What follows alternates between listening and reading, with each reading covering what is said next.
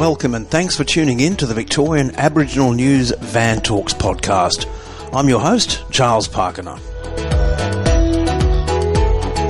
Victorian Aboriginal News acknowledges and pays respect to traditional owners and custodians across Australia.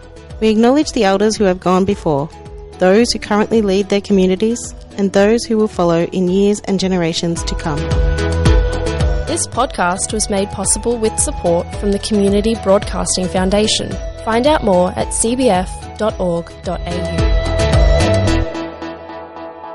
While passing on from person to person remains a crucial component of Aboriginal learning and information sharing, increasingly digital storytelling has become fundamental to maintaining that cultural and law connection. Joining me today on the program to talk about this is filmmaker, photographer and artist Yorta Yorta and Woi-wurrung man Mark Thomson. Mark, thanks for joining me today, brother. Really appreciate it. Thanks for having me. Mark, first of all, let's get a bit of an understanding of your work. So for the past, say, 15 years, which I believe has been the amount of time you've been in this particular game. Yeah, so a lot of my work so far has been what I would consider community-centred storytelling. So just it's short-form content. It's, anywhere from 5 to 10 minutes of a story that a community person may want to tell, whether it's at a gathering place, whether it's more formal stuff or the Yorta Justice Commission like we might be talking about. And it's small footprint. I don't have a big film crew rolling into town or anything. I can't afford it, but, it makes it harder to get the story and coordinate people's schedules. But, yeah, that's probably how I'd describe my work so far. What drove you into it? I've always loved film. I find that's how I best take information in. I enjoy reading occasionally, but, I've got so many books at home and I'm just resting drinks and stuff on them now. They're blocking the doorway sort of thing. But so I don't really read them, but I find that's a really easy way of me taking information in. Sure. And, really enjoy a good story from an entertainment point of view, from information. I love documentaries. And I have family members who are in the industry. Have kind of inspired me a little bit and, watching them go through their careers and think, far out, maybe there's a chance I could be a part of this. But to be honest, growing up, Dad always had a video camera kind of in and around and filmed a lot of our stories and just, stuff from the old 8mm tape with no audio just to capture stuff. And, so you got the love there. Yeah, and so I really think it's from Dad. But what about your focus on First Nation stories and elders? And a lot of what we see on your website, there are a lot of elders there who are passing on their learnings, their thoughts, their recollections. What drove you there rather than mainstream documentary making? For me, there's a real need to capture our stories in our way, in our voices. Our communities, we've had our culture passed down verbally for so long, and whether and through art, music, dance. And for me, there's just natural kind of desire to sit and yarn with elders and hear their stories, but capture it for the generations to come, for their families. And if it, it's not always for public consumption, it will be sometimes just for the families. And, I want to record this for my grannies so they hear, our cultural stories and whatever it might be. So for me, it's really about trying my best to work with community to say, look, we've got a chance just to capture it. And even if it just sits on a shelf in a spare room or something, that's still okay. There. But at least you have it. Because my grandmother, I don't know, there's a power in seeing your elders' voices if you don't really get to spend that much time for them. So my grandmother was interviewed in part of the Lousy Little Sixpence documentary, her sister and that, and, seeing her in that era, which is, I wasn't born till the 80s, but, that was done in the 70s and that. So to see her and hear her and have that as a record, it's just a different connection for me. So I think that's where it is for me, that interest comes from. One of the things that interests me is actually determining who you're going to film, because it's not just a matter of thumbing through the white pages, that's showing my age, for example, and sort of landing your finger on a name and then doing that. But a lot of what you seem to do in our pre-interview yarn was actually go out on country, have a word to people, and typically the person you may be there to interview might steer you in the direction of someone else. So share with us a little bit about how that works and how it's played out in the past. Yeah, it's exactly that. One of the lovely things about community is being so interconnected and that, and just being able to yarn and being really fortunate to grow up in community and with community and that. And you kind of are aware of stories that are around. And, there's been times where gone out to interview a particular elder and their grandson will say, listen, brother, you might want to, or Nan's already got a platform, for instance. We might want to go and have a yarn with these ones over here. And that's exactly what happened on a couple of occasions. So it's really about helping people understand what it is we're trying to do, how we're doing it, and just making it, dare I say, culturally safe to have that yarn. You know? We're going to dive into that in a second. Yeah. And so really it's about saying, look, it's me. Usually people are aware of, if they don't know me, they'll know my family connection. Yeah. And so there's a bit of trust there, and it's always about trust, have a yarn. So for me, it's really coming back to networking as much as possible and just making it clear that, look, you know, it can be deleted in the end if they decide to change their mind kind of thing. You know, there's no pressure. I think that's the lovely thing about having a small footprint, low budget kind of approach is like, look, you fellas can talk about whatever you want and let's just make it, you know, and we'll do our best to hold the story and be true to that story.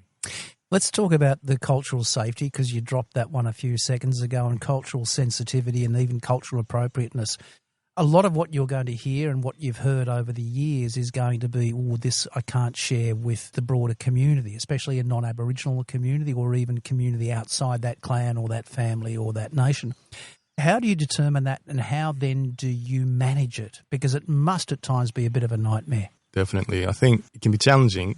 When it comes back to it, for me, it's what is the community member comfortable with? What do they want to say? And it's their story. And who am I to sort of get in the way of that? Is really how I look at it. I think there are some things that's like, that won't fit well with the yarn, or it won't do them any favours if that were to come out. But I'd let them know and say, look, aunt, whoever, here's the edit. Have a look at it. What do you think? I'll bring attention to the parts that I think may be a bit risky to leave in or whatever. And some people are comfortable with it. And there's never really anything outside the box of truth. Yeah, you know, it's just like, this is what it is. And that's kind of why I think I'm drawn to the documentary side of things. It's scripted work I haven't really worked in. Don't know if I have a desire to, but it's just that having a yarn with community. And nothing beats it, does it really? Yeah, they're authentic stories, you know, and I know that gets thrown around a lot, but I kind of like, we don't know where this yarn's going. I kind of like that, you know, and sitting there having a yarn and I'll hear something and I'll try and dive into that a little bit more. And whether it's, you know, the individual story or they're resharing their parents' story or around their community more broadly, that's the sort of stuff I really enjoy because it's a learning for me as well. Learned so much more about broader communities outside of my own, here around the state at least. And it's just like, I had no idea that existed. And now they have that story for their families and their communities as well. Tell me a bit about your reactions or the reactions from the community when you go out there and you let community know, hey, look, we're out here in the sticks, well off the beaten tracks of traditional media.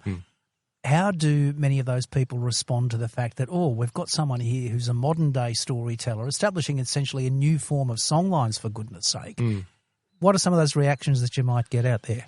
It's usually, what, you want to tell my story? I don't really know if I've got much to say. Typical blackfella way, isn't it? It really is. It's like, no, you should be talking to someone else. No, I don't know. And then you get them on film and then they're like, just deadly, they won't shut up, you know. It's like, and it's good. It won't shut up in a good way, obviously, but it's just like, no, say thanks, Aunt. And it's, I didn't realise I had so much to say, or we'll just let them yarn. And when I say a small footprint, a long-time collaborator, mate of mine, David Callow, who I've done a lot of work with, literally just the two of us, and we have everything we need to go out. So, we'll still set up lights and mics and do the whole sort of set and green screens if we need, but it's really about, they'll see that as like a kind of like an interview set and they'll go, oh, gee, this is a bit, and it's always fine. They're comfortable and then it's just, locked in eye contact with me and we'll have a yarn and that's the approach. It's like, look, Aunt, just forget about all the lights and that. We're just having, some are really comfortable. Don't get me wrong. Not everyone's that way, but some are really happy to sit down. Yeah, no, I did 2 interviews this week and, so they're really comfortable in that space. But a lot of them, it's usually like, even with my own mum, mum's like, I don't want to be on camera, but just record the voice, eh? Or what do you? I was like, yeah, whatever. And then, maybe we should get on camera. And so there's always back and forth, but I don't know if my story's good enough. And that was part of the stuff I saw with Yorta as well. It's like just the amount of elders who were like, I don't know if I want to put my, story out there. And then it was more about where's the information being kept. So that was a different part of it, but it's just about, no, we're just having a yarn and reassuring them, if you don't like it, there's always the delete button. Yeah. We can always just erase. And, have a cup of coffee, cup of tea, and we're gone. Yorta was by no means the major part of your life, but it was definitely an impactful part of your life. Tell us a bit about your entry into Yorta, the role there, and some of the personal learnings, whether it's about community, culture, or filmmaking that you took away from that experience. Yeah, so Yorta for me, there were two, I guess, streams of work for me with Yorta. So initially I was employed as the Director for Communications, Engagement and Partnerships, and work with a really wonderful group of people.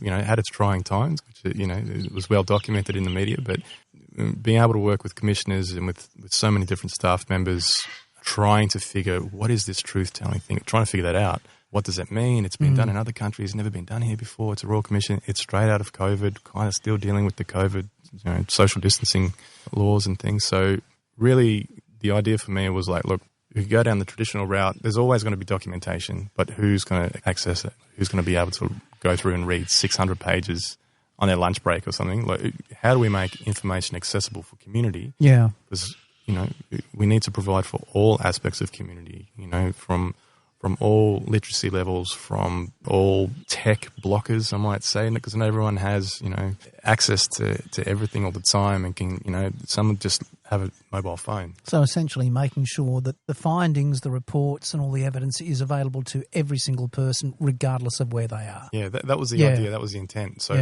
for me and our team, we were like, how do we do this? You know, video's one, audio's another, podcast. So from a recording, a video recording, we could take, you know, still photographs, have a travelling exhibition. We could take the audio stems, make a podcast series. We could have the interview itself. And from that, over and above all of that, we've got the transcript. So there's your formal evidence, and that can go to the lawyers and do all that sort of stuff. But for us, it was really about what is the community member wanting to say and how do we get all of that information in to this formal sort of process. And so for me, that was the start of it. And it was everything from hiring every person. We worked with an agency at the beginning, myself and the agency, and they were really great. You know, and some individuals there really dedicated to the whole kind of mission, I guess, of Yorta and what we set out to achieve. You know, the changes of leadership and that, but everyone was on board with like, yeah, we need to sort of get out and get community information. But having such a small operating unit as far as staff goes, didn't have that many people. So trying to do this massive work across the state, dealing with the politics of, well, which communities do we go to first? And it's COVID. Oh, we have to have formal hearings. We have to do this. We have to do that. And, you know, so the commissioners were under the pump trying to work that out. And, of course, changes of CEOs along the way. So the one consistent was like, well, look, communities out there, they've got stories to tell, regardless of what's happening with our office set up in politics. We need to just get out there and collect these stories. So that became a bit of a challenge because, you know, we didn't have the staff to do it. So given that under Going Wild, the new treaty process, there's going to be a continuation of truth-telling. What would you like to see, specifically with place-based truth-telling rather than theme-based truth-telling? What would you like to see continue on over the next several years? Because there's a lot more truth out there to be told across Victoria. Absolutely. Look, just to go back to that previous point, the second part of Yorta was like, well, when I stepped down as director, I said, well, I'm going out to get these stories regardless because we lost so many elders along the way. You know, not just elders, we're losing community members all the time. You know, we go to more funerals and birthday parties and celebrations. You know, it's like most communities. But I was like, well, I want to do my best to go out there and collect these stories. And what I found was like each community had a community member, an elder, younger person, whatever, who had a good yarn to tell. It was important, was relevant to that place. So going into this new kind of structure, I think what's really great about technology these days is that most people, we have a decent recorder just in our pocket all the time. Absolutely, yeah. Whether it's filming, whether it's just recording audio. I know that I've recorded audio plenty of times with just my phone. We have opportunities to just get a yarn. You know, not everyone has to have whatever latest cameras and this, that and the other. And, you know, it's really easy to get caught up in that sort of stuff, but it's pointless having that and no story or, you know, not being able to get the yarn or forgetting to put a memory card in or something. You know? We've all done it. Which is what happened. Or you forget to press record. But, you know, so for me, that's what it is. I think there's just a lot of opportunity and it's so important. And it's not for Instagram. It's not for Facebook. It's not for chances of getting it up on NITV, you know, shorts or whatever. This is about we need to collect our stories in our way. You know, we've had plenty of people in the past, you know, we talk about the linguists and everything back in the day recording our elder stories and that. And we're grateful that we have that because, you know, apart from my family and that being able to hold on to their culture, I've been able to hear the voices of elders who passed 20, 30 years before I was born, speaking Yorta Yorta, for instance, and hearing, oh, that's how they would pronounce that word or that sentence. So that's the kind of thing I'm thinking about. It's not this instant kind of, oh, I wonder how many people are going to engage with this content online. This is about, no, let's just get our stories. What community want to do with it later, they can do. For me, it's about saying, look, we need to just capture these yarns because we're going to funerals all the time. I'm sick of it. I'm sure everyone else is. I've been to so many funerals where it's like, oh man, wish we had recorded their story, or wish we could have had a yarn with them, or whatever it might be. So, yeah, we hear that too much, don't we? Yeah, and some families, really lucky to have family members who have been in the spotlight a little bit or whatever, and have their stories and their yarns well documented, and that's okay. But a lot more don't, and that's what it is for me. It's the fear of, all right, what if this person goes, and no one's asked them about this aspect, or even just what's on your mind? What do you want to talk about? So let's say you're going to wave the magic wand and we make you, and we're not pitching you for a job here, but we're going to make you... No, go ahead and need to work. Yeah. Head of truth-telling for Gulling Wurrung. What are some of the initiatives that you want to see happen within that truth-telling component of Gulling Wurrung going forward to start really capturing place-based truths across Victoria? That's a tough question. The thing that stands out to me is that there are so many ways that truth-telling can be captured. Anything from audio, visual, written, artworks, for instance. I know that was one that you looked at. Yeah. But it's like, okay, so, and there's a whole different layer of complexities. But for me, it's about, well, what does the community themselves, if it is place-based, what do they see as truth-telling? It's not up to me or for a government department or another formal body to determine what that means for them. Truth-telling could mean just, we're going to sit here amongst this grass over here because this is what this traditionally means about people, whatever it might be. I think that's important to consider. When something is captured properly, we can take audio stems from that, turn it into a podcast like this. We can have short-form content formed from it. We can create ways of sharing the information because it's all good to capture it, but if no one sees it in the end, then, it's like, okay, well, at least we have it somewhere at the very least, but we should be able to share it somehow. So whether it's travelling exhibitions, whether it's museum kind of focus, not my thing personally, but it's like there's all of these different options. And, with the way that media is for blackfellas now, there's a lot more options, I think, to get our stories out there, whether it's in ITV, Victorian Aboriginal News. There's different platforms that it's like, it's all shareable content. It's interesting you bring that up because I do want to ask you about what you've seen over the past 1.5, 2 decades about the preparedness of traditional media to take on First Nations content. And I know you're talking about, your focus is not on developing content that could be shared within ITV or anywhere else. But have you seen a change in attitudes to First Nations content developed by people such as yourself? Yeah, absolutely. I think one of the encouraging things for me that made me think maybe there's a chance I can get out there and do this somehow was exactly that. Looking at, NITV being developed and then seeing our mob reflected on screen, it's like, oh, that's pretty cool.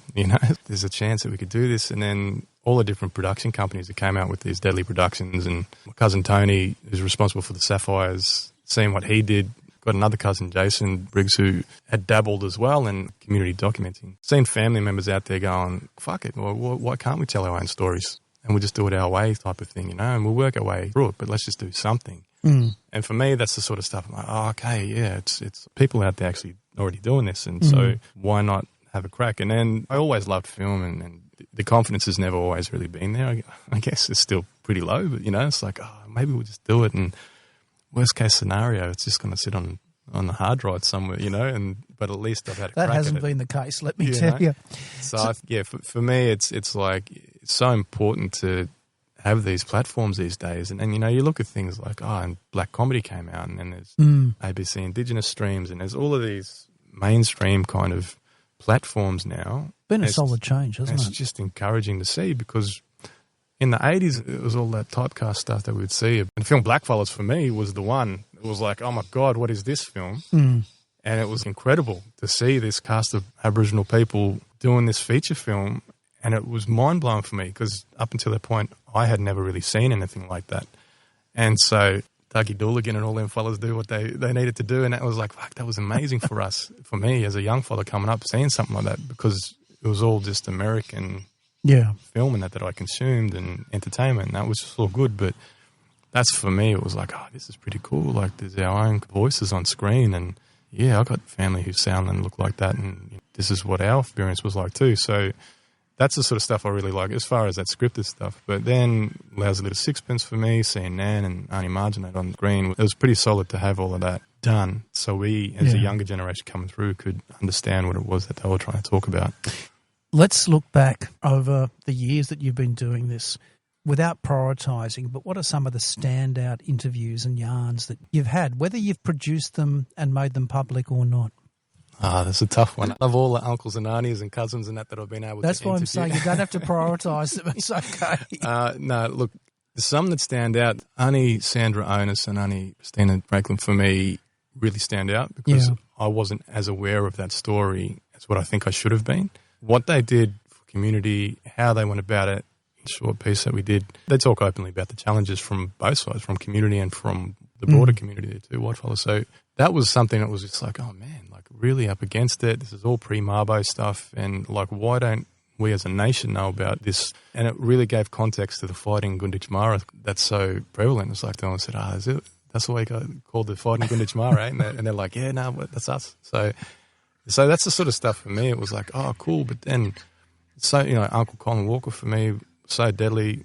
My mother's story, which was never published, just did for our own family and that, and, did the full edit and whatever, and just kept it for us, is always one that will be close to home for me. There's also, Dad's from Belfast, Northern Ireland, so Scottish and Irish on that side. So we had the chance to go back to Scotland and Ireland a few years ago as a family as well. And similar stories over there with colonisation and stuff from both sides, from Ireland and Scotland. So being able to have a yarn with Dad, and it wasn't so much into that, it was more the family history, but you can't talk about that family history without, the British influence on that too. So it was really interesting to do that. So those two in particular, so Mum and Dad's and that. But yeah, the Yorta story with Uncle Colin and definitely the Gunditj Mara, Auntie Sandra and Auntie Tina was amazing to be a part of. And the way they told that story, and so generous with their time, just powerhouses still. So, hats off to the community down there and to those aunts. We'll close it off with some advice, because there's not many of us out there who are going around and capturing these stories. So what advice would you give to First Nations people across Australia about just having the courage to pick up an iPhone or pick up a camera or a microphone and start recording the stories? The experience I can share would be just get started, just do it. You don't need the most megapixels on the camera. Don't get caught up in the YouTube reviews of, okay, hey guys, we've got this new camera coming out, we're going to do an unboxing. That's all good if you can afford it, but our phones are good enough to record a story, and it's just to get started. We don't always film with the latest gear, My long-time collaborator Dave and I, between the two of us, we've got equipment that's never the newest stuff. I've never recorded a story with the latest gear. So it's not about the gear, it's about the story. Just have a yarn, If there's anything you're going to do on YouTube other than watching camera reviews, watch things that contribute to your learning, I would say. It's how I've learned some stuff just around lighting, like watch some of the cinematography greats if you really care about the framing of things, but it's really about the story. Everyone will tell you it comes back to that. There's a lot of learning for me to do, obviously. I think being prepared to put in the hard work and get the job done regardless. This isn't a 9 to 5. This is a whenever community is ready sort of thing. It might take weeks to set up a story. I can vouch for that. It can take months. So patience is a big thing, and always make it about them. It's never about me. It's like we're just vehicles who might have some gear to be able to record it. So I think that's the thing that stands out for me. It's not about the gear. It's about the people you're showcasing. It's about the yarn.